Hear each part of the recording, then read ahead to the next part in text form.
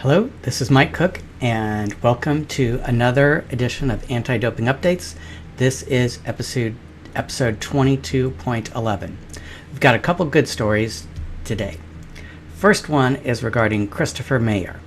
He is an English rugby union player who had been playing at the top level of rugby from 2002 to 2013, and then he played in the semi-professional level and amateur level until 2019 at the Rossendale RFC.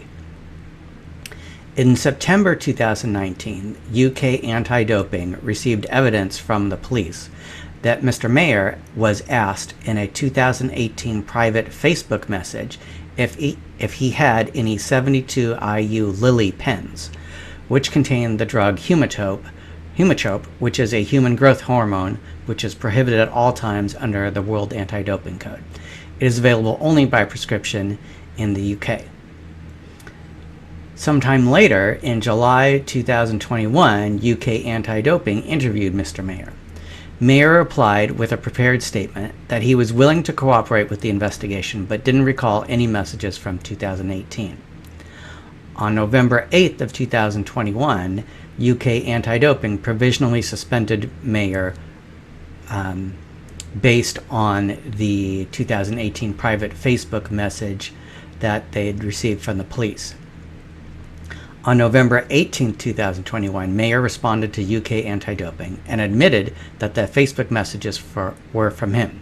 He also admitted that he did try to buy 72 IU Lilly pens, but never received them and never tried to buy them for others. On December 2 of 2021, UK Anti-Doping charged Mayer with the anti-doping rule violation of possession, use, and trafficking or attempted trafficking of a prohibited substance. On December 23, 2021, UK Anti-Doping referred the matter to a national anti-doping panel from Sport Resolutions to determine the charges and the sanction. On February 25 of 2022, Mayer responded to the charge letter, denying that he had ever possessed HGH and denying trafficking or attempting to traffic in HGH. A hearing was held on May 6 of 2022. At the hearing, Mayer argued that he sent the Facebook messages about asking for 72 IU Lilly pens to help his father, who had severe knee pain and needed knee replacement surgery. The panel found that UK Anti-Doping had not proved the allegation of possession, use, or trafficking. The panel found that UK Anti-Doping had proved the allegations of attempted use and attempted trafficking. So the starting point for an anti-doping rule violation is a 4-year sanction, unless the athlete can show that the anti-doping rule violation was non-intentional, or if the athlete can show no fault or negligence or no significant fault or negligence. And it can be increased, so that those are reasons for the sanction to be decreased from 4 years. It can be increased from 4 years if the Anti-Doping Association can show that there is aggravating circumstances. So Mayer did not argue that his violation was unintentional, and he did not argue fault or negligence. He was willing to go with the 4-year sanction.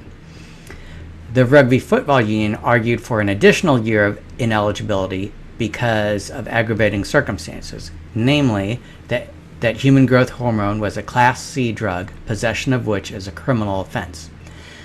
Also, Mr. Mayer had anti-doping education, and he was a seasoned professional, held in high esteem by other players. Mayer argued that those were not aggravating circumstances, and there weren't other aggravating circumstances in these cases because his violation was limited in scope to only one substance and only one attempted purchase, and he was not playing at the elite levels of sport at the time of the violation. He was playing at the elite levels previous in his career, but at this time of the career, he was at the semi-professional level. So the National Anti-Doping Panel agreed with Mayer and found that there were not aggravating circumstances and sanctioned him with a 4-year sanction. Okay, the next story is Anthony DeLuca. Anthony DeLuca is a Canadian ice hockey player who is playing in the UK for the Sheffield Steelers of the Elite Ice Hockey League, which is the top tier of professional hockey in the UK. Ice Hockey UK is the national governing body for hockey in the UK. On September 26, 2021, DeLuca was tested in competition after a game between Sheffield Steelers and the Cardiff Devils. DeLuca's sample tested positive for metabolites of THC. THC is classified as a cannabinoid and is prohibited in competition. UK anti-doping provisionally suspended and then charged DeLuca with an anti-doping rule violation for presence or use of THC, which is the cannabinoid. DeLuca returned to Canada, where he continued to play hockey with a team there. Cannabis is also classified as a substance of abuse, meaning that there is a 3-month sanction if the athlete can show that the use was outside of competition and unrelated to sport performance. In competition is any time after midnight the evening prior to the competition. So DeLuca requested a hearing before the National Anti-Doping Panel, which was assigned to sport resolutions for adjudication. At the hearing, DeLuca said that he uses cannabis in Canada every day because it's legal there, but he had not used cannabis since he arrived in the UK on September 10th, which was 15 days before his drug test. The UK anti-doping provided evidence from Professor David Cowan, who said it was 50-50, equally as plausible as to whether DeLuca took cannabis after midnight on September 25 or prior to that. DeLuca denied taking cannabis the day of the competition, stating that that would hurt his performance to do that, meaning he uses it afterwards to relax, not prior to the competition. So the National Anti-Doping Panel agreed with Mr. DeLuca, and although he tested positive for cannabis and committed an anti-doping rule violation, his use was outside of competition and unrelated to sport performance. And so his sanction should be the 3 months sanction for a substance of abuse used out of competition and unrelated to sport performance. DeLuca was not given credit for time served during the provisional suspension because he was playing on his hockey team in Canada, which is contrary to the terms of his provisional suspension. He said he was unclear about whether or not he was permitted to play hockey in Canada, but at any rate, it was only a 3-month sanction. And so that sanction is beginning the date of the hearing rather than the date of the positive test.